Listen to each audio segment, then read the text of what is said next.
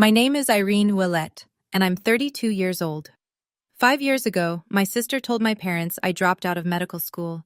She lied, and that single lie cost me my entire family.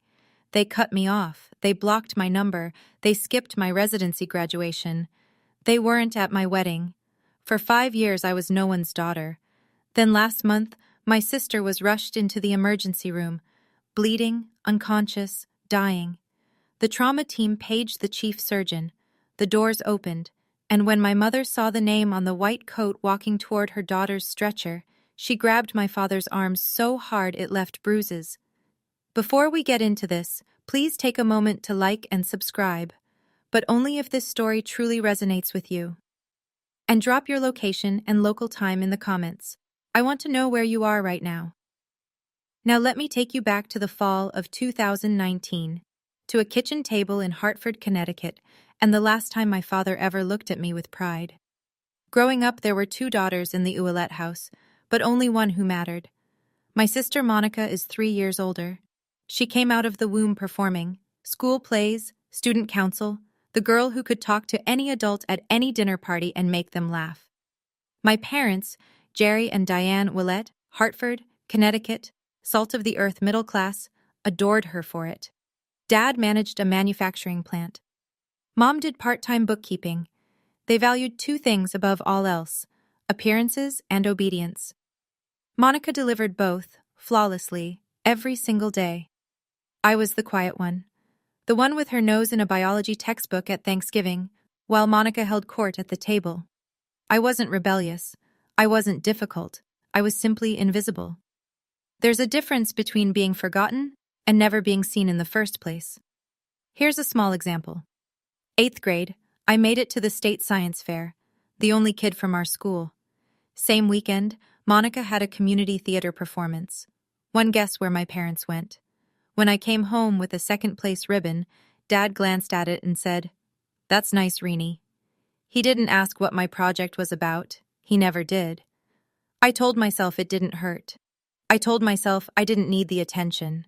I poured everything into my grades, my AP classes, my applications. I figured if I couldn't be the daughter they noticed, I'd be the daughter they couldn't ignore. And for one brief, shining moment, I was. The day I got accepted into Oregon Health and Science University's medical program, 3,000 miles from Hartford, something shifted. For the first time in my life, my father looked at me, really looked at me, and said 5 words I'd waited 18 years to hear. But I'll get to that. First, you need to understand what Monica did when she realized the spotlight was moving. The acceptance letter came on a Tuesday in April. I remember because Monica was visiting for the weekend. She was 22, working as a marketing coordinator at a mid-level firm in Stamford. Fine job, fine life. Fine was Monica's ceiling, though she'd never admit it. Dad read the letter at the kitchen table. His eyebrows went up. "Oregon Health and Science," he said, slow, like he was tasting the words. "That's a real medical school." Then he looked at me. "Maybe you'll make something of yourself after all, Reenie." It wasn't a compliment, not really. But it was the closest thing to one I'd ever gotten from him, and I held on to it like oxygen. Mom called Aunt Ruth that night. She called her sister. She called 2 neighbors. "Irene got into medical school. Can you believe it?" Her voice had a pitch I'd never heard before. Pride, genuine, undiluted pride, directed at me. At dinner, I glanced across the table at Monica. She was smiling, but it was the kind of smile that stops at the mouth. Her eyes were doing something else entirely. Calculating, measuring, recalibrating. I know that now. At the time, I just thought she was tired from the drive. That week, Monica started calling me more. 2, 3 times a week. "How's packing going? Who's your roommate? What's Portland like?" She asked about my schedule, my classmates, my professors. She remembered every name I mentioned. I thought my sister was finally seeing me. I thought maybe my getting into med school had unlocked something between us. Respect, connection, whatever it is that normal sisters have. I was feeding her ammunition. Every detail, every name, every vulnerability. And I handed it all over with a grateful smile. Third year of medical school. That's when everything cracked open. My roommate, my best friend, was a woman named Sarah Mitchell. She'd grown up in foster care, no family to speak of, and she was the single reason I survived first year. When I called home once during a brutal anatomy exam week and Mom said, "Can't talk, Reenie, Monica's having a rough day at work," it was Sarah who sat on our apartment floor with me and said, "Their loss. Now get up. We have cadavers to memorize." Sarah was diagnosed with stage 4 pancreatic cancer in August of my third year. No family, no support system, just me. I went to the dean's office the next morning, explained the situation. He approved a formal leave of absence, 1 semester, caregiver status, paperwork filed, spot held. I would come back in January. It was all documented, all legitimate. I moved into the spare bedroom at Sarah's apartment, drove her to chemo, held her hand in the oncology ward at 3 in the morning when the pain got so bad she couldn't breathe. I called Monica to tell her. I don't know why. Maybe I still believed she was the sister she'd been pretending to be. I told her about Sarah, about the leave, about the plan to return in the spring. Monica's voice was syrup. "Oh my God, Reenie, I'm so sorry. Take all the time you need. I won't say a word to Mom and Dad. I know they'd just worry." 3 days later, she called our parents. I don't know the exact words she used that night.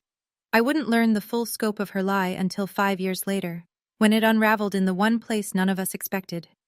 But the damage was instant. The call came at 11 at night. I was sitting in a plastic chair next to Sarah's hospital bed. She'd had a bad reaction to the latest round of chemo, and they'd admitted her overnight. My phone lit up. "Dad, your sister told us everything." His voice was flat, arctic. The dropping out, the boyfriend, all of it. "Dad, that's not—" "Don't. Monica showed us the messages. She showed us proof." I pressed my hand against the wall to steady myself. "What messages? What proof?" "Dad, I'm sitting in a hospital right now. I'm taking care of my friend. Monica said you'd say exactly that." A pause. "She said you'd have a story ready." My mother got on the line. Her voice was shaking. "How could you lie to us for a whole year, Irene?" "Mom, please, listen to me. I filed a leave of absence. I can show you the paperwork. I can give you the dean's number." "Enough," Dad again. "Don't call this house until you're ready to tell the truth. You've embarrassed this family enough." The line went dead. I sat on that hospital floor for 20 minutes. Sarah's IV beeped on the other side of the curtain. My phone screen still showed the call duration, 4 minutes and 12 seconds. That's how long it took my parents to erase me. 20 minutes later, a text from Monica. "I'm sorry, Reenie. I had to tell them. I couldn't keep your secret anymore." She wasn't sorry. She'd just executed the most precise strike of her life, and she'd done it with a broken heart emoji as a signature. I was 3,000 miles from Hartford. I had $46 in my checking account, and I had just become no one's daughter. I tried. I need you to know that. I tried everything I could from 3,000 miles away with no money and a dying friend in the next room. Over the next 5 days, I called my parents 14 times. The first 3 went to voicemail.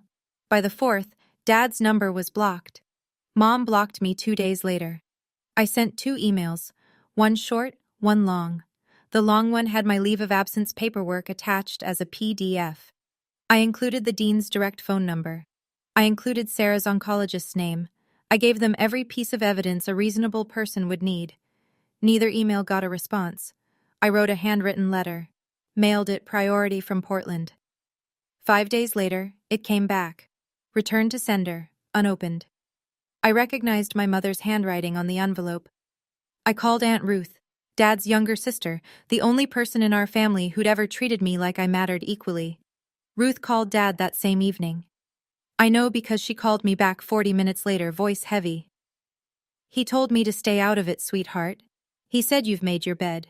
Ruth tried to tell him about the leave of absence. Dad hung up on her. 5 days, 14 calls, 2 emails, 1 letter, 1 intermediary.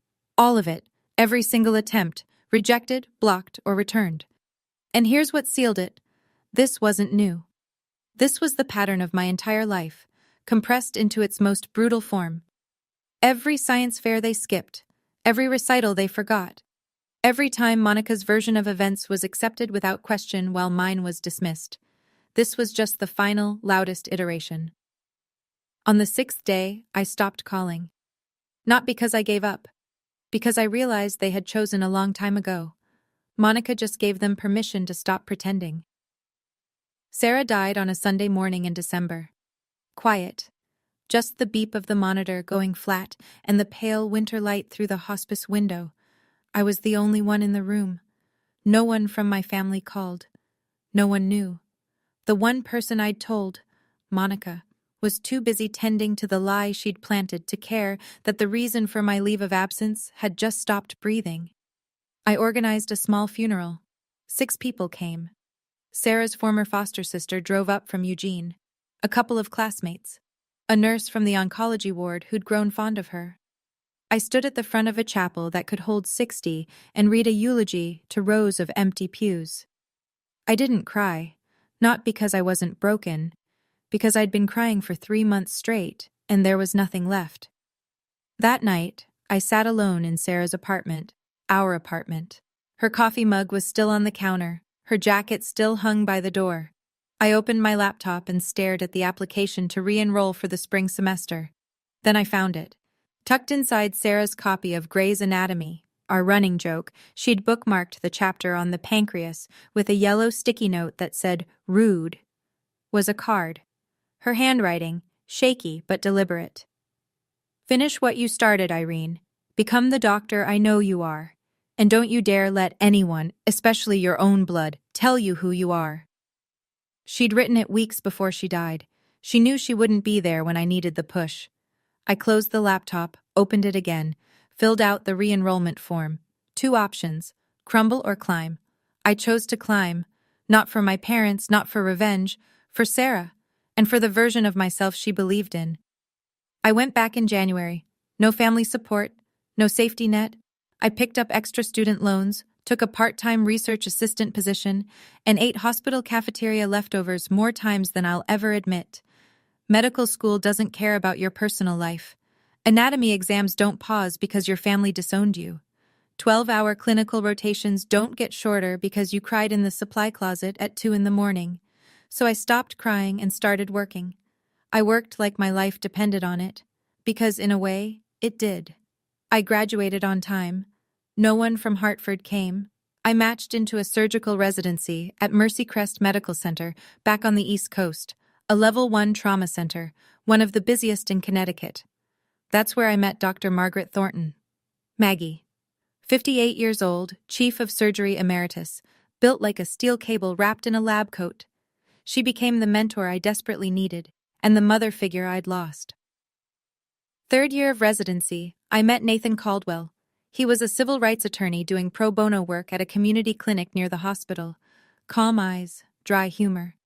The first person I told the full story to who didn't flinch, didn't pity me, didn't try to fix it. He just listened. Then he said, "You deserve better." 4 words. That was enough. We got married on a Saturday afternoon in Maggie's backyard. 30 guests. Nathan's father walked me down the aisle. I'd sent an invitation to Hartford. It came back the way my letter had, unopened. Aunt Ruth was there, though. She cried enough for 2 parents. After the ceremony, Maggie handed me a sealed envelope. "A nomination," she said. "Don't open it yet, you're not ready." I tucked it in my desk drawer without asking questions. 5 years passed. I became someone they wouldn't recognize. Now, I need to pause here for a second. If you've ever been in a situation where your family refused to hear your side, where the truth didn't matter because someone else's lie was louder, drop a fire in the comments. And if you think my parents are going to regret this, type karma. Let's keep going. Because what happened next, even I didn't see it coming. January, present day. I'm 32 years old. I'm the chief of trauma surgery at Mercy Crest Medical Center. I have a house in the suburbs with a porch that gets good morning light, a husband who makes me laugh every day, and a golden retriever named Hippocrates, Hippo for short, who has never once judged me for eating cereal at midnight. It's a good life, a real one, built brick by brick with my own hands. But there's a specific kind of ache that never fully fades. It lives in the hollow space between your ribs, right where a family is supposed to be. I don't wake up crying anymore. I don't check my phone hoping for a Hartford area code. But every Thanksgiving there's a moment. Just a flash, where I set the table and count the plates and feel the absence like a phantom limb. Aunt Ruth still calls every Sunday. She's my thread back to that world. I never ask about them, but I always listen when she volunteers information. Mom and Dad are healthy. Monica got divorced 2 years ago. She's selling medical devices now. The irony is not lost on me. Last week, Ruth called with something different in her voice. Cautious. Irene, there's something I need to tell you about Monica. Something concerning. Before she could finish, my hospital pager went off. Trauma activation. I told Ruth I'd call her back. I never got the chance, because what Ruth was trying to tell me was already on its way, hurtling down I-91 at 60 miles an hour in a sedan that was about to run a red light, and within the hour, the thing Ruth was warning me about would be lying on my operating table, bleeding out, with my parents in the waiting room and my name on the chart. I just didn't know it yet. Let me back up. Because what Monica did wasn't a single lie, it was a campaign. Ruth had been feeding me pieces over the years, reluctantly, carefully, like she was diffusing a bomb one wire at a time, and the picture she painted was worse than I'd imagined. For 5 years, Monica maintained the narrative. At every Thanksgiving, every Christmas, every family gathering, she performed the role of the grieving older sister. We don't really talk about Irene, she'd tell cousins. It's too painful for Mom and Dad. She'd shake her head, lower her voice, let the silence do the work. But she didn't stop at silence. She added details. She told our grandmother that I was homeless. She told Uncle Pete's wife that she'd heard from mutual friends I was in and out of rehab. She told our mother, on Christmas Eve 2 years ago, that she had tried to reach out to me and I had refused, that I was the one who cut them off. She flipped the entire story. She said at Thanksgiving, Ruth told me once, voice tight with fury, "I've begged Irene to come home. She won't even answer my calls. I think she hates us."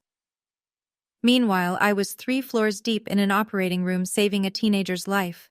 The genius of it, and I use that word with disgust, was that Monica didn't need my parents to forget me.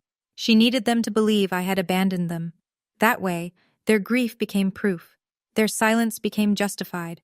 And she remained exactly what she'd always been, the loyal daughter, the only one who stayed. She wasn't protecting them. She was protecting her position. And there was one more thing Ruth told me, something I didn't learn until much later, that made the whole picture even darker. But I'll get to that. Nathan told me this over coffee one morning, 6 months ago. He'd been sitting on it for 2 years. "There's something I didn't tell you," he said, setting his mug down carefully, the way he does when he's about to deliver bad news in his lawyer voice. 2 years ago, I got a call from HR at your old hospital. Someone using a fake name had contacted them asking about the employment status of Irene Ouellette. They wanted to know if you'd ever been disciplined, if your credentials were legitimate. I stared at him. Who? I had a colleague trace the inquiry. The IP address came back to Hartford. The kitchen went very quiet. Ipo's tail thumped against the floor. The coffee maker hissed. "She was trying to find something," I said. "Anything," Nathan confirmed. "Anything she could use to keep the story alive, to prove you were a fraud." "She didn't find anything." "No, because there's nothing to find." I wrapped my hands around my mug. Tight. I could feel the heat bleeding through the ceramic. "She didn't just lie about me once, Nathan. She's been hunting me." He reached across the table and put his hand over mine. "That's not sibling rivalry, Irene. That's something else entirely." He was right. Monica hadn't told a lie and moved on. She had built an architecture of deception, load-bearing walls, reinforced beams, and she'd spent 5 years making sure none of them cracked. Every holiday story, every whispered rumor, every fake inquiry was another brick. I could have done something then, called a lawyer, confronted my parents, blown the whole thing open. But I didn't, because life was about to do it for me, in the most brutal, public, and ironic way imaginable. And it started with a pager at 3 a.m. Thursday night, January, 3:07 a.m. The pager dragged me out of a dead sleep. Nathan shifted beside me, murmured something. Ipo lifted his head from the foot of the bed. The screen glowed in the dark. Level 1 trauma. MVC, single female, 35, blunt abdominal trauma, hemodynamically unstable. ETA 8 minutes.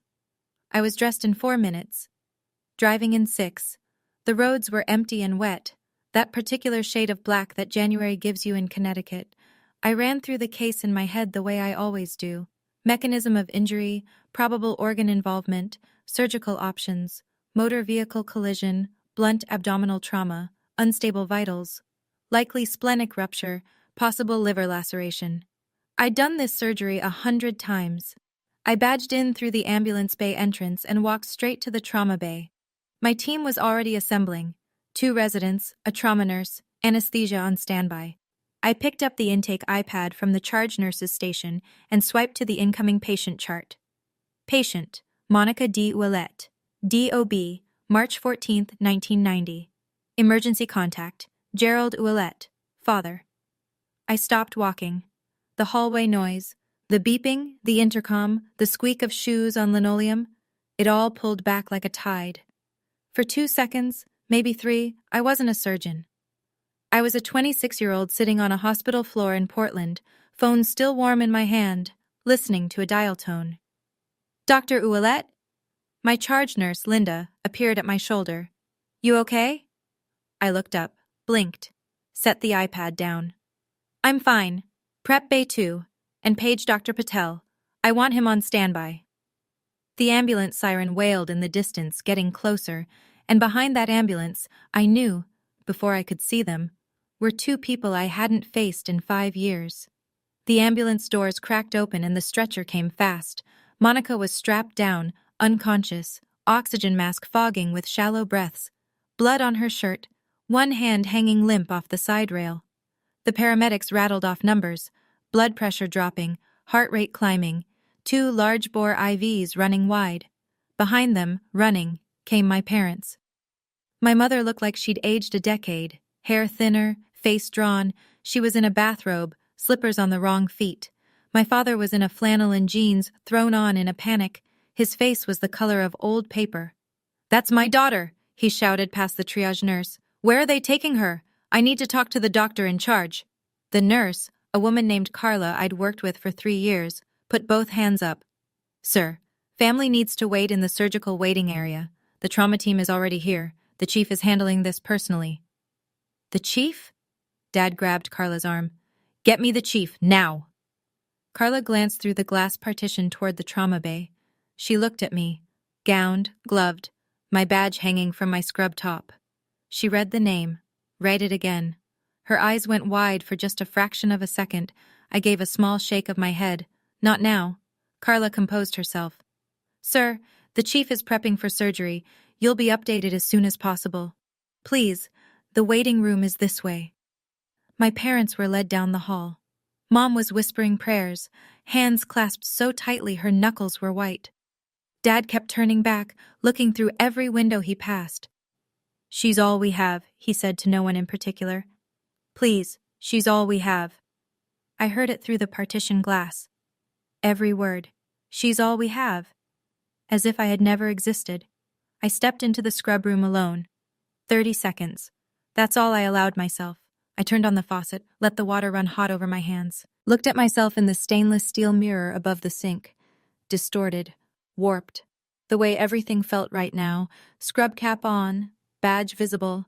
The face of a woman who had been surgically removed from her own family tree, now being asked to surgically save the woman who held the saw.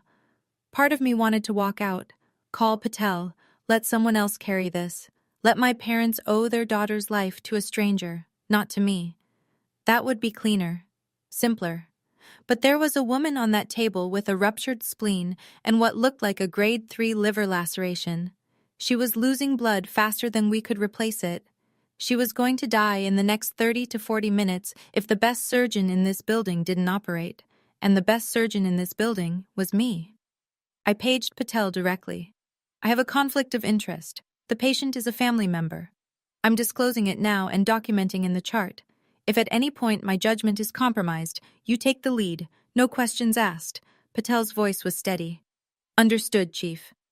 I told Linda to note the disclosure in the nursing record. Everything by the book, everything on paper. Then I pulled on fresh gloves, pushed through the OR doors, and looked down at the table. My sister's face. Still. Bruised. The oxygen mask fogging and clearing. She looked smaller than I remembered. Thinner. There were worry lines around her eyes that hadn't been there 5 years ago. For 3 seconds, she wasn't the woman who destroyed my life. She was a body on my table, and that was exactly how I needed her to be. Let's go, scalpel. 3 hours and 40 minutes. That's how long it took to rebuild what the steering column and the red light had torn apart. Ruptured spleen. We took it out. Grade 3 liver laceration. We repaired it with precision sutures, layer by painstaking layer. Internal bleeding from 2 separate mesenteric vessels. Clamped, cauterized, controlled. I didn't speak unless I needed to. Suction, clamp, lap pad, retract. My hands moved the way they've been trained to move. Steady, deliberate, fast when speed mattered and slow when precision mattered more. The residents watched. They always watched during my cases, and I could feel their attention sharpen when the liver repair got tricky. I didn't falter. I couldn't afford to. At 6:48 a.m., I placed the final closing stitch. Monica's vitals were stable. BP normalized. Output clear. She was alive. Dr. Patel, who'd been standing silently in the corner the entire time, pulled his mask down. Irene, he said quietly. That was flawless. You want me to talk to the family? I peeled off my gloves, dropped them in the bin, washed my hands. Automatic, methodical, the same way I'd done it 10,000 times before. No, I said. This one's mine. I caught my reflection again in the scrub room mirror. Same face, same badge. But something had shifted. For 5 years, I'd been the daughter who disappeared. Now I was the surgeon who'd just pulled her sister back from the edge of death. Those two facts were about to collide in a waiting room 40 feet away, in front of my entire night shift team. I straightened my scrub top, checked my badge, took one breath. Then I walked toward the waiting room. The hallway had never felt so long. The waiting room had that fluorescent hush that hospitals get at 7 in the morning. 2 other families were scattered in the far corners. A television murmured weather reports to no one. And in the center row, sitting rigid, sleepless, terrified, were my parents.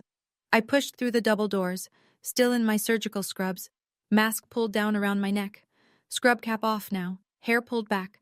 My badge hung at chest level, printed in clean block letters anyone could read from 6 feet away. Dr. Irene Ouellette, MD, FACS, Chief of Trauma Surgery. Dad stood first. He always stood first. It was a reflex, the need to be in charge. Doctor, how is she? Is Monica... He stopped. His eyes had dropped to my badge, then rose to my face, then dropped to the badge again. I watched the recognition move through him like something physical, a tremor that started in his hands and climbed to his jaw. Mom looked up a half-second later, her lips parted. No sound came out. Her right hand shot to Dad's forearm and clamped down, fingers digging into the flannel of his sleeve with a force that I would later learn left 4 bruises shaped like fingertips. 5 seconds of silence. 5 seconds that held 5 years. I spoke first. Calm, clinical. The same voice I used to address every family in this room. Mr. and Mrs. Ouellette. I'm Dr. Ouellette, Chief of Trauma Surgery. Your daughter Monica sustained a ruptured spleen and a grade 3 liver laceration in the accident. Surgery was successful. She's stable and currently in the ICU. You'll be able to see her in approximately 1 hour. Mr. and Mrs. Not Mom and Dad. I watched that land. I watched it cut. Behind me, through the glass partition, Linda and 2 nurses were watching. They knew. By the look on their faces, they'd already put it together. My mother moved first. She took a step toward me, arms lifting, a sob already breaking through her chest. Irene? Oh my God. Oh my God. Irene. I stepped back. Half a step. Polite. Unmistakable. She froze. Her hands hung in the air between us. Then slowly, painfully, dropped to her sides. Dad's voice came out like gravel dragged over concrete. You're a doctor. I am. You're the chief. I am. But Monica said what exactly? He closed his mouth, opened it, closed it again. I could see the machinery of his mind trying to reassemble 5 years of certainty that was crumbling in real time. Mom was crying now. Not quietly. "We thought you dropped out. She told you I dropped out. That I had a boyfriend with a drug problem. That I was homeless. That I refused to contact you." I kept my voice level. No shaking. No tears. I had rehearsed this moment 1,000 times in the shower, in the car, in the dark before sleep. I never thought it would happen in surgical scrubs under fluorescent lights. None of it was true. Not a single word. Through the glass behind me, I could see Carla press a hand to her mouth. A resident, Dr. Kimura, second year, looked away, jaw tight. Linda set down her clipboard and stared. Dad tried to redirect. Old instinct. "This isn't the time or place, Irene. Your sister is in the ICU. I know. I just spent 3 hours and 40 minutes making sure she survives. So yes, Dad. I'm aware of where she is." He had nothing. For the first time in my life, my father, a man who had never been at a loss for a decree, had absolutely nothing. The silence was doing the work I never could. 5 years of blocked calls, returned letters, ignored emails, none of it had made a dent. But standing here, alive and accomplished and wearing the proof on my chest, that was louder than anything I could have written in a letter. Mom reached for the back of a chair to steady herself. "The letters," she whispered. "You said you sent letters." 2 emails with my leave of absence paperwork attached. 1 handwritten letter, mailed priority. You sent it back unopened. I recognized your handwriting on the envelope. She pressed her fist against her mouth. Dad stared at the floor.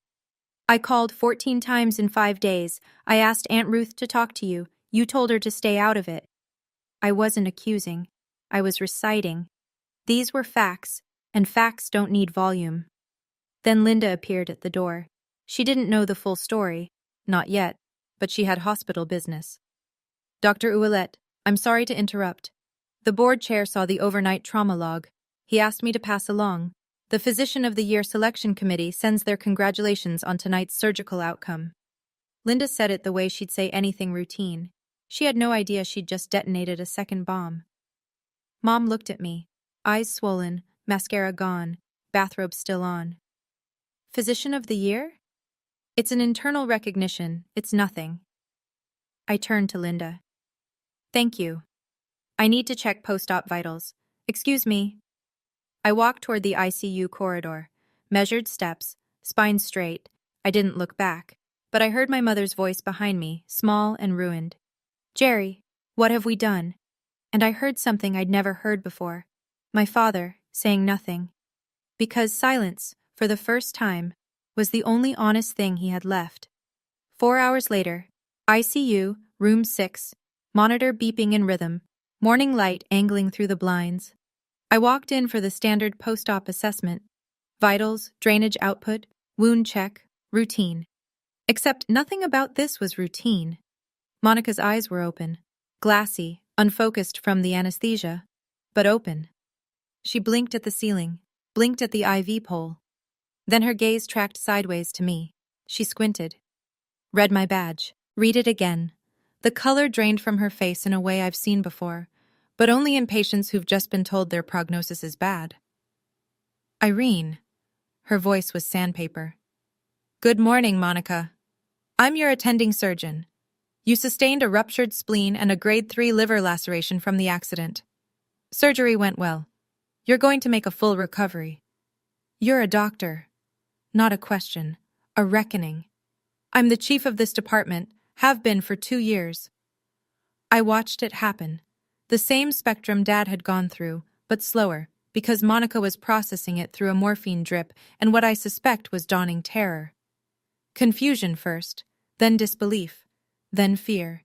And then, there it was, the expression I'd seen my whole life, the quick flicker behind the eyes, calculation. Even now, lying in a hospital bed with my sutures holding her liver together, Monica was trying to figure out how to spin this. "Irene, listen, I can explain. You don't need to explain anything to me." I nodded toward the glass door, where 2 figures stood in the hallway, watching, faces wrecked, eyes red. "You need to explain it to them." I updated her chart, checked the drain, left without another word. I didn't stay to hear what happened next, but the entire ICU floor heard it. Monica's room wasn't soundproof, and neither was the truth. Okay, I have to stop here for a second. What do you think Monica told my parents when they walked into that ICU room? Option A. She finally tells the truth. Option B. She doubles down on the lie. Option C. She plays the victim, again. Drop your answer in the comments. And if you haven't subscribed yet, now is the time.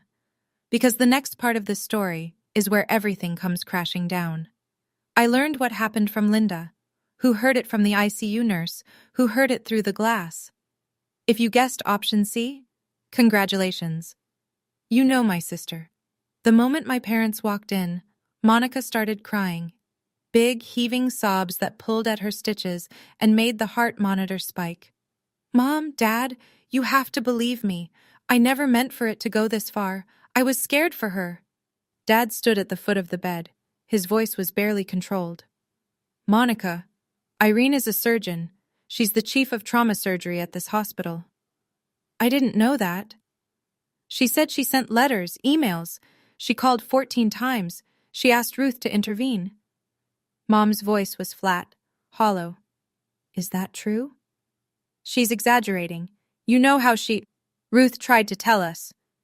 Dad again, and this time his voice cracked. Not from sadness, but from the structural failure of everything he'd believed for 5 years. 2 years ago, Ruth called and said Irene was in residency. A surgeon. You told us Ruth was lying, that she was just trying to cause drama. Ruth doesn't know the whole story. What is the full story, Monica? Mom, screaming. In an ICU, the nurse at the station outside flinched. 2 rooms down, a patient's visitor looked up from their phone. And Monica, backed into a corner, IVs in both arms, my sutures in her abdomen, did what she always does. She pivoted from defense to offense.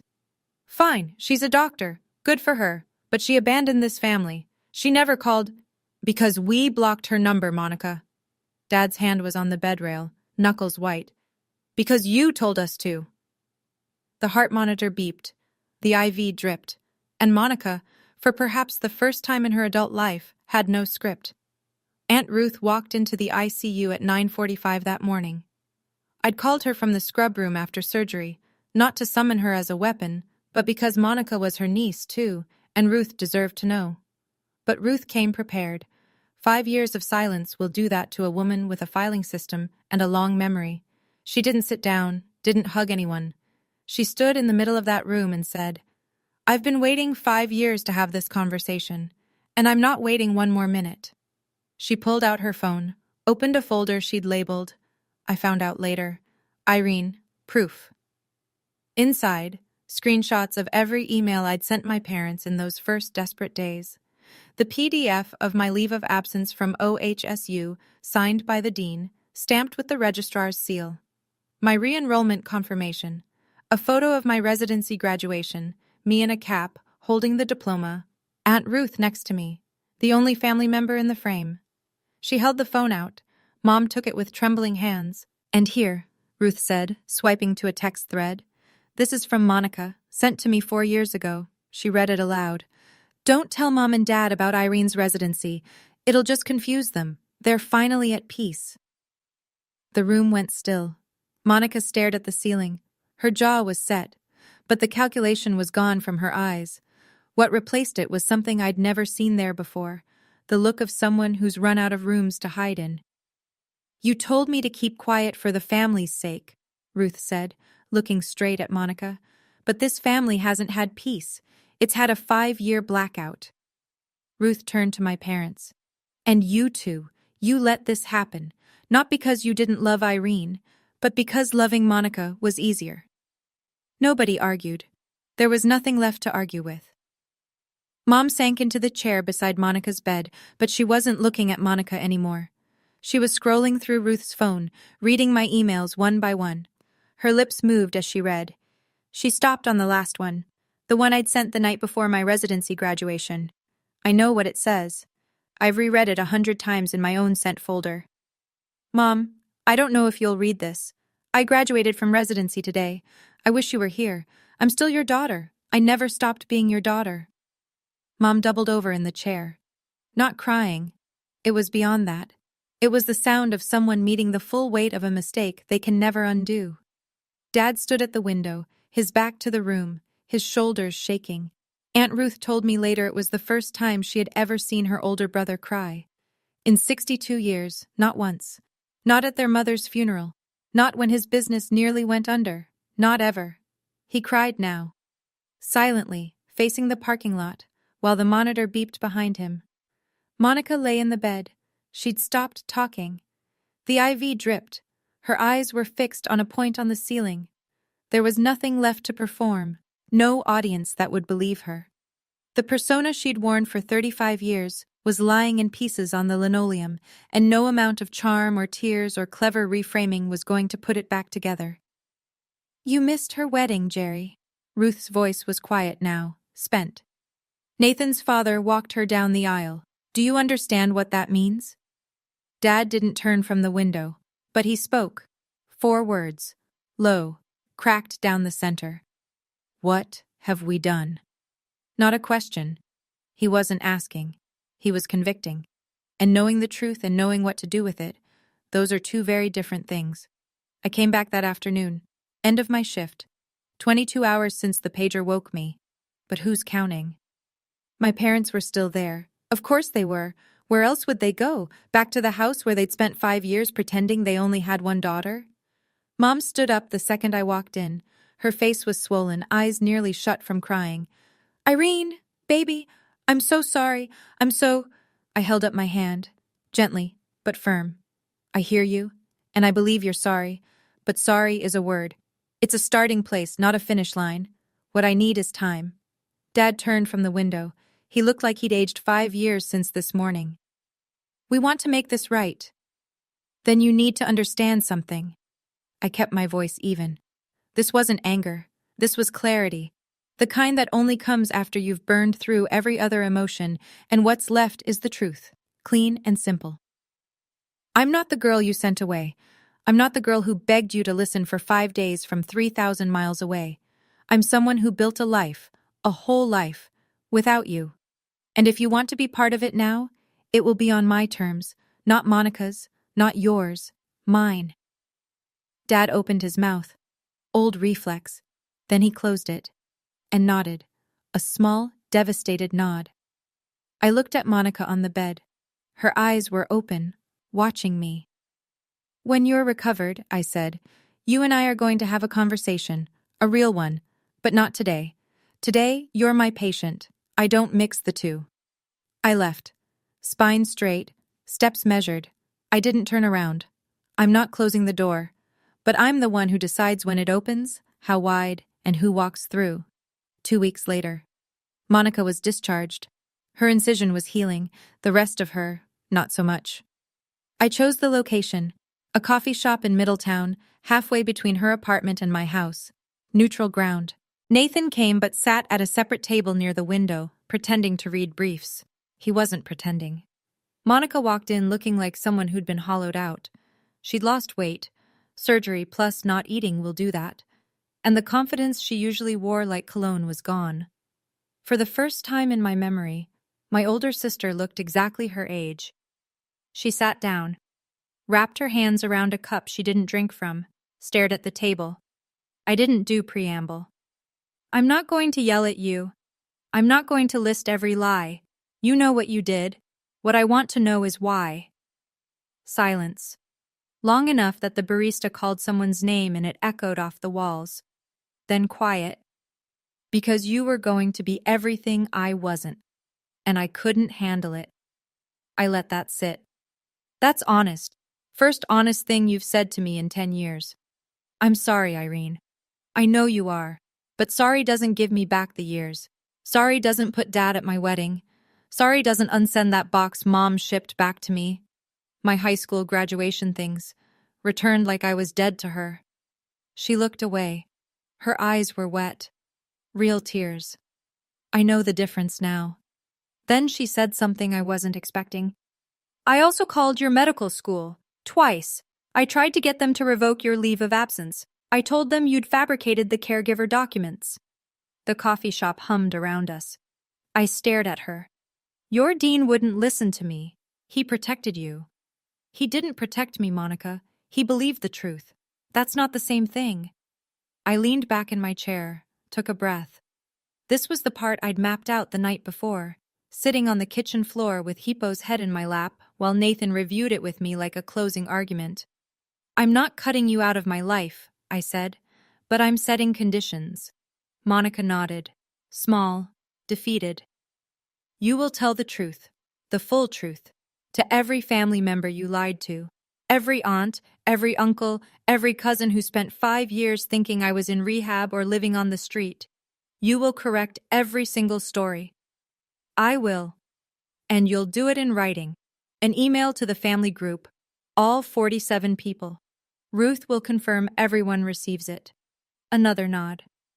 I met with my parents separately the following week. Nathan drove me. We sat at their kitchen table, the same table where Dad had read my acceptance letter all those years ago. The same table where Monica had smiled with just her mouth. I'm open to rebuilding, I said. But I need you to go to family counseling, both of you. Not for me, for yourselves. You need to understand why you believed a lie about your own daughter and never once picked up the phone to check.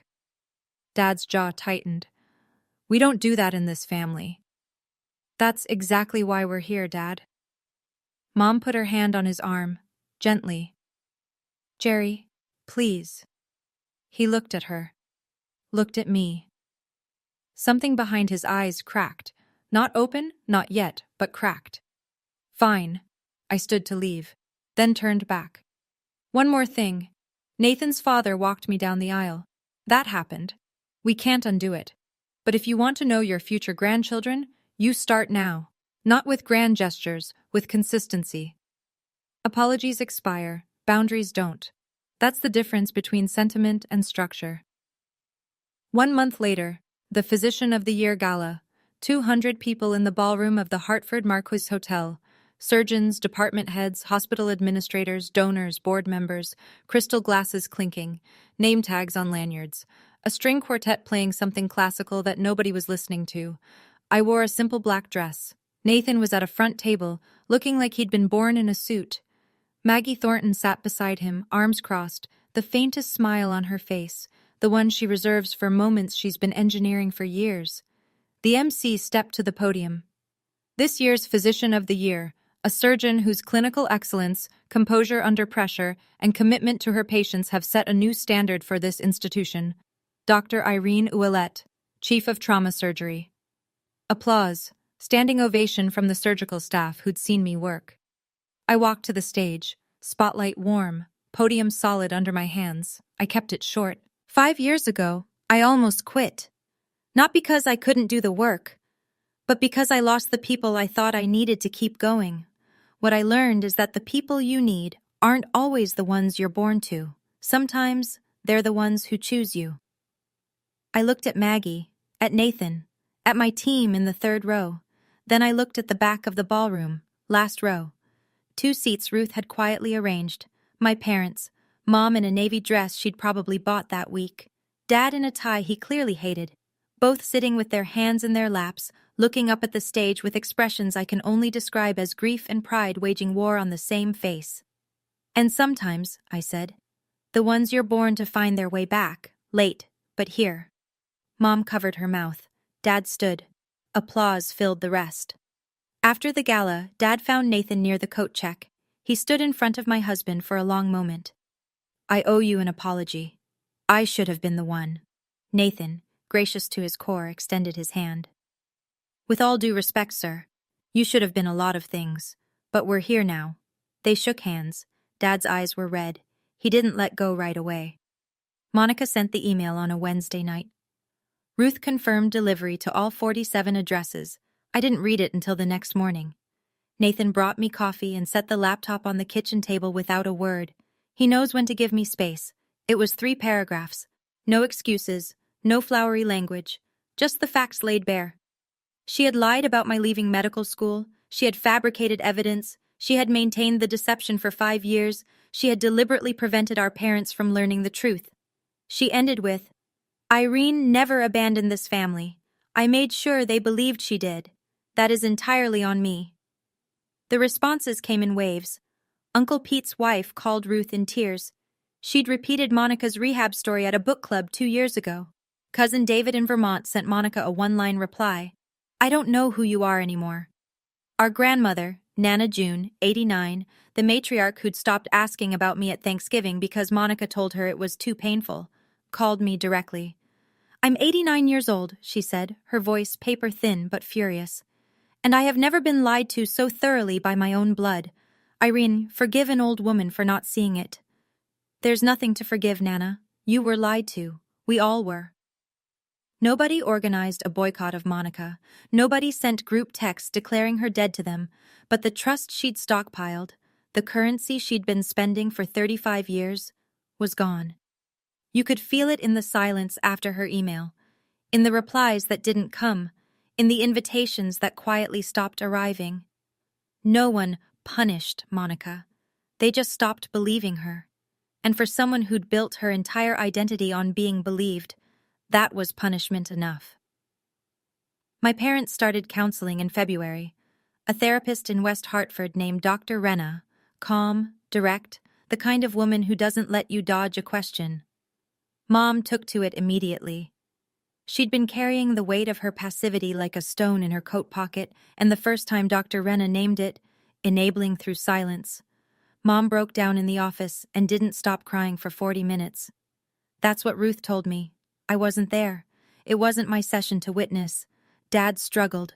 He went. He sat in the chair. He answered questions in as few words as possible. Dr. Renna told him, Ruth relayed, that his need to be right, his refusal to revisit a decision once it was made, had been the load-bearing wall of this entire disaster. Monica provided the lie, but Dad's pride cemented it into place. He didn't argue with her. That might have been the first sign of change. 3 weeks into counseling, Mom mailed me a letter, handwritten. The irony wasn't lost on either of us. "I failed you," she wrote. "Not just when I believed Monica, but every time I chose peace over fairness. Every time I let your father's temper decide what was true. Every time I saw you standing in the doorway, quiet and waiting, and told myself you were fine, because it was easier than admitting I wasn't brave enough to fight for you." I read it at the kitchen table. Ipo was asleep on my feet. Nathan was in the next room, pretending not to listen. I didn't cry, but I held that letter for a long time. Then I opened the drawer where I keep things that matter. Sarah's card, my returned letters, the wedding invitation that came back unopened, and I placed it inside. Same drawer, different side. Progress isn't always dramatic. Sometimes it's just rearranging what you carry. Monica started therapy too, her own. Separate from the family sessions. I know this because Ruth told me, and because Monica mentioned it, briefly, awkwardly, the second time we met for coffee. We've had 3 of these meetings now. Each one short, each one stiff, each one slightly more honest than the last. The first time, she stared at her hands and said nothing useful. The second time, she told me about the therapy. The third time, she said something that actually landed. "I don't expect you to forgive me. I don't even know if I deserve it. But I want you to know, I'm trying not to be that person anymore." I took a sip of my coffee, set it down. "Then show me. Words are cheap in this family. They always have been. Show me with time." She nodded. Didn't push, didn't perform. That was new. Do I believe her? Honestly, I don't know. I've spent a lifetime reading Monica's performances, and I'm still not sure where her acting ends and her actual self begins. Maybe she's not sure either. Maybe that's what the therapy is for. But I believe in the possibility of change. That's all I can offer right now. She carries my surgical scar on her body. 7 inches. Left upper abdomen, fading from red to white over the coming year. Every time she gets dressed, every time she catches her reflection, she'll see the mark left by the sister she tried to erase. The sister who, when it mattered most, held a scalpel with steady hands and chose the oath over the anger. I carry her damage in my memory. 5 years of silence, lodged somewhere between my ribs. We're even. In the strangest, most painful way, two sisters can be even. And maybe, with enough time, enough real, unglamorous, consistent time, we'll find our way to something that isn't even. Something better. Something new. I'm sitting in my office at Mercy Crest. It's late. The hallway outside is quiet. That particular stillness hospitals have after the last visitors leave and before the night shift energy kicks in. My nameplate is on the door. My diplomas are on the wall. Not because I need to see them, but because the residents do. On my desk, a framed wedding photo. Nathan, Maggie, Aunt Ruth, 30 guests, a backyard in October light. No parents in the frame, but on the bookshelf next to it, a new photo. Taken 3 weeks ago. Mom and Dad, standing on my front porch, coats on, looking slightly lost. Dad's hands are in his pockets. Mom is mid-smile, trying too hard but trying. It's awkward. It's imperfect. It's real. If you're watching this and you see yourself in my story, whether you're the one who was silenced or the one who did the silencing, I want to tell you something. The truth doesn't expire. It doesn't matter if it takes 5 days or 5 years. The truth has a patient way of showing up exactly when it's needed most. You can't rush it, but you can't outrun it either. I didn't get revenge on my sister. I didn't need revenge. I became someone who didn't need it. And that turned out to be the most devastating response of all. Not a scheme, not a plan. Just a life, lived fully, on my own terms. And if you're waiting for your family to see you, really see you, stop waiting. See yourself first. Build the life you deserve with the people who show up. And when the others finally turn around, let them find a door that you control. You decide when it opens. You decide how wide. You decide who walks through. That's not revenge. That's architecture. Sunday morning, first week of February. Light snow falling outside the kitchen window, the kind that doesn't stick but makes everything look like it's being gently forgiven. I'm making French toast. Nathan is grinding coffee beans, singing off-key to something on the radio. Ipo is stationed under the table, optimistic about crumbs. The doorbell rings. I wipe my hands on a towel and open the front door. Mom and Dad, standing on the porch in their winter coats. Dad is holding a bottle of orange juice like he's not sure what to do with his hands. Mom has a tin of homemade cookies. Her shortbread, the ones she used to make for every school event of Monica's, and none of mine. "Hi," Mom says, nervous, hopeful. "Come in," I say. "Coffee's almost ready." Dad steps inside, looks around the kitchen like he's cataloging everything, the house he's never been in, the life he almost never knew existed.